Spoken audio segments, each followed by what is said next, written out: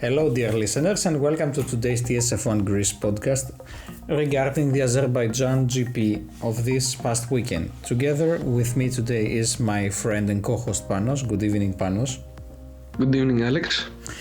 So, we had the first Grand Prix of the season that had a sprint race, which as a format was interesting to say the least last year about how people received it, and this year they felt the need to change it up again.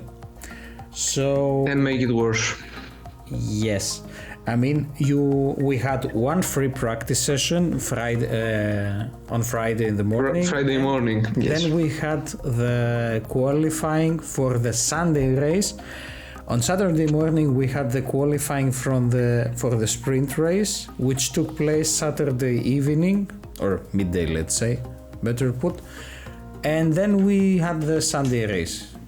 If that's not weird, then I don't know what is. So it's like having two races and two qualifying sessions for different races. Yes, so you have a half an hour race on Saturday, for which you qualified on Saturday morning, and then you also had a free practice and a quali on Friday for a race that took place on Sunday. Yeah, exactly.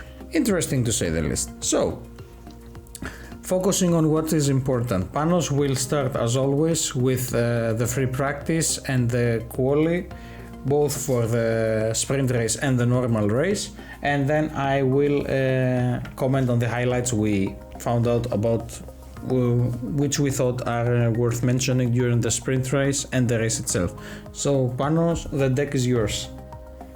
Thank you, Alex. So we start with free practice 1. The only 60 minutes teams could do simulations about the race.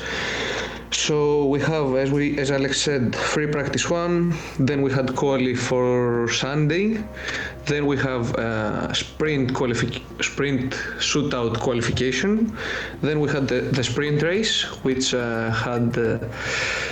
which was interesting to say the least, as Alex said. So we will start with free practice 1, Friday morning. We have Gasly getting out of the car due to hydraulics failure. We have Ocon with mechanical issues in the garage during the free practice 1 session. We have Magnussen getting out of the car again for losing power. We had a red flag because of Gasly's incident. We have at turn 5 Sainz clipping the inside wall, and Tsunoda at turn 3 hitting the barrier on the outside with the rear right tire, falling off of his car. Then we had the qualifying session, as we said, for Sunday on Friday evening. At Q1 we have De Vries crashing at turn 3, bringing another red flag. We also had Gasly crashing at turn 3, losing the brakes, which also brought a second red flag. We had Magnussen going to the pit stops before he could find a fast lap due to some not obvious problems. The team came on the radio and told him to go back to the garage. We also have at Q2 Russell making a mistake on his last fast lap, leaving him out of Q3, and the deck for Sunday is as now we will see. Poleman for Sunday we have in first place Charles Leclerc with 1:40.203, second Max Verstappen, third Sergio Perez, fourth Carlos Sainz, fifth Lewis Hamilton, sixth Fernando Alonso, who had many issues with the DRS, 7th Lando Norris, 8th Yuki Tsunoda, 9th Lance Stroll, 10th Oscar Piastri, 11th Russell, 12 Ocon, 13 Albon, 14 Bottas, 15 Logan Sargent, 16th Zhou Guan Yu, 17th Nico Hülkenberg, 18th Kevin Magnussen, 19th Pierre Gasly, and 20th Nick De Vries, who is set out of sprint race due to that he couldn't make the 107% time of 1:48.357 in Q1, but he will race on Sunday at the steward's discretion. We move on now to the sprint shootout. In sprint shootout Q1, we have Sargent at 10:15 crashing, bringing out another red flag. In sprint shootout quali 2, we had Aston Martin dealing with DRS issues again, and in sprint shootout Q3, we have Leclerc, after taking another pole position, crashing at the end of the straight. I mean, only taking into consideration the full name, sprint shootout this, sprint shootout that, sprint this, sprint that, to say exactly. That one gets lost is an understatement.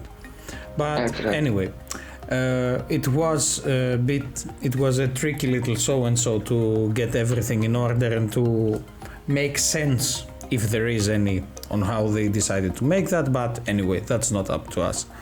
So I will now start, first of all, focusing on some of the highlights. We found out that also the majority of people agreed on that were the highlights of the sprint race. The first one that really got people making salty comments, let's say, to put it nicely, triggered, was yes, triggered is also an understatement, but let's say it made for interesting conversations on Twitter and other social media. It was on the first lap, the incident between Russell and Verstappen. So I don't think Russell made something wrong. I mean, he defended his position. Okay, tires are a bit cold, so maybe the whole thing wasn't intended to be what it actually became to be, and I think Verstappen really felt like Hamilton felt when Verstappen was doing what Russell did to him. So, I mean, it's okay if you do it to others, but when it happens to you all of a sudden, guess what? It annoys you. Wow, surprise there, right? Poor George thought, he later commented, he thought that Verstappen was going to congratulate him, and and Max actually went just to complain and to put things straight.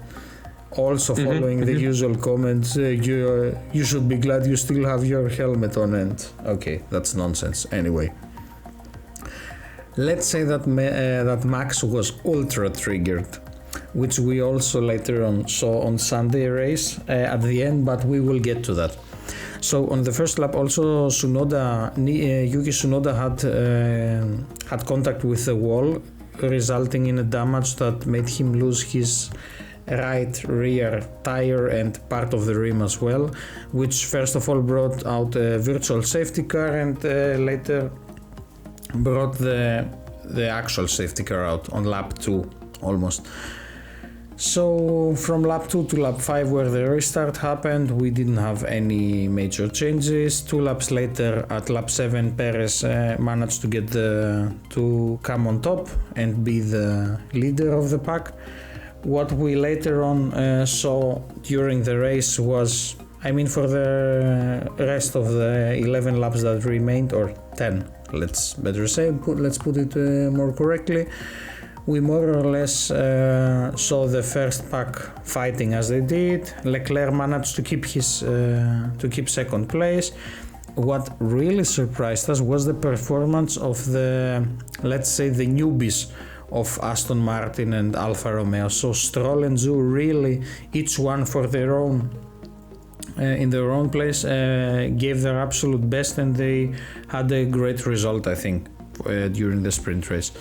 So 17 laps was the number of laps that the drivers had to cover for the sprint race to cover the half-hour mark.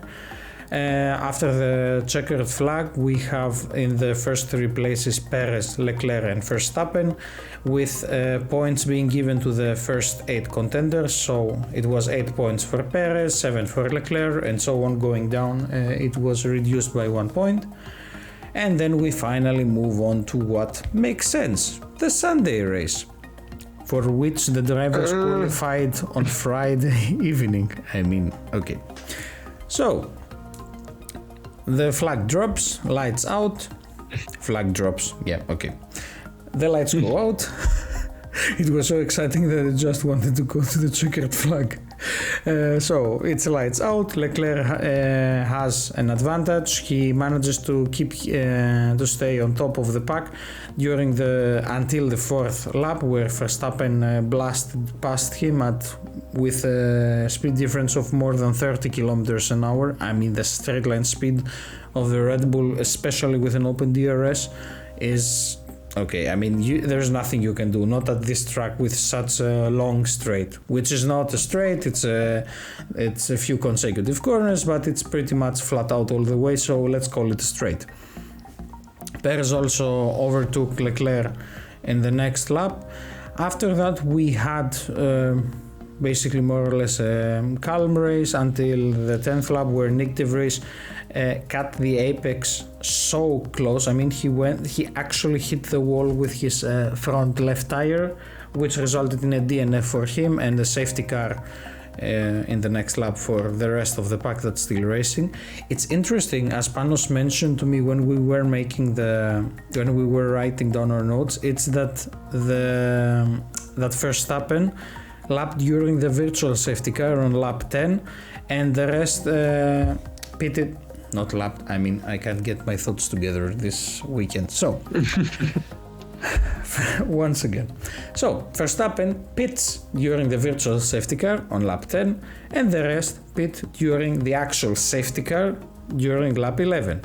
So, we could say that Max lost a bit there, but I mean, with so many laps remaining, the race was 51 laps and we were only at lap 11, so it didn't really make a big difference, at least for the final positioning. So 2 laps down, we have the restart at lap 13. Everybody is pushing as hard as they can, and I think the guy that really stood out was Alonso. I mean, his overtakes were amazing. Once again, he really took out everything that the Aston Martin had to offer, and actually on Sunday it was the only day that Aston Martin, the DRS system at the rear wing, was functioning properly, as Panos mentioned. In general, after that, it was a race that was more or less the same. I mean, we didn't really have any crazy battles. What we did have is generally a few impacts with sidewalls. Everyone was having traction problems, same thing as last year, but more or less I think that was that for the Azerbaijan GP. Do you want to add something, Panos, or can we go to the final results and then to the driver and construction standings? I think it was a very heated and very, let's say the least, boring race. The sprint was okay, the was okay, the free practice was okay, the sprint shootout qualifications was alright, but the race, I think it didn't have anything to do with, rather than Perez taking first place from a mistake Red Bull did on Verstappen. I don't think anything else we can comment on that. Okay, Ferrari came back stronger after the 3 weeks break. Honestly, Leclerc gave everything that the car could give, and we have seen an improvement. Hopefully, we continue to have an improvement down the line, because it would be a shame. They still seem, yes, they don't have the pace to go on a full race. They have the pace on the quali, they have the pace on the sprint, but for a full 51 laps race, there's not much they can do. They just lack the consistent performance. Consistency. Consistency exactly. is what Ferrari needs to still work on, to have a pace that's that they can actually keep throughout the whole race and not just have it for a few laps and then they slowly start becoming slower and slower and the gaps continue getting bigger and bigger. So the end result of the Sunday race was Perez on first place, Verstappen on second and Leclerc on third. They actually, I don't know if many people actually paid attention to it, but it was very funny when Verstappen and Leclerc actually stood on the wrong podium, because if you see the flags behind them, the flags were displayed properly, but they were standing. So apparently Leclerc for this weekend was Dutch and Verstappen was a Monegasque. Happens to the best of us. What I wanna really comment on and just take a moment and only mention it is, Perez mentioned that Christian Horner didn't spend the time, let's say, to congratulate him or be with him after the race. He finished first, but again, Christian Horner was running behind Prince Max, who felt like, I don't know, they didn't give him the attention again and this and that. And Max said, what did he say in an interview? That the behavior of Lewis Hamilton was a joke and that of a little 10-year-old princess. Funny how sometimes the things we make fun of end up becoming the things we do, don't you think? Exactly. Yeah, okay. Max, you're a grown man. At least don't make fun of the things that you said yourself a few years back, because the bad thing is that everything is on tape and people will dig it out and make fun of you. So, going to the driver standings. So, the first 5 are Max Verstappen with 93 points, Sergio Perez with 87, Alonso with 60, Hamilton with 48 and Sainz with 34. Following the next 5 from places 6 through 10, we have Leclerc and Russell with 28 points, Stroll with 27, Norris with 10 and Hülkenberg with 6. Continuing with 4 points, we have equally Piastri, Bottas, Ocon and Gasly, followed by Zhou and Tsunoda with 2 points, followed then by Albon and Magnussen with 1 point, and we only have 2 drivers that still haven't scored any points, them being Logan Sargent and Nick De Vries. On the constructors standings now. On first place we have, no surprise, Red Bull with 180. On position 2 we have Aston Martin with 87, followed on third by Mercedes with 76. Then we have Ferrari with 62, McLaren with 14, Alpine with 8, Haas with 7, Alfa Romeo with 6 points, Alfa Tauri with 2 points and Williams with 1 point.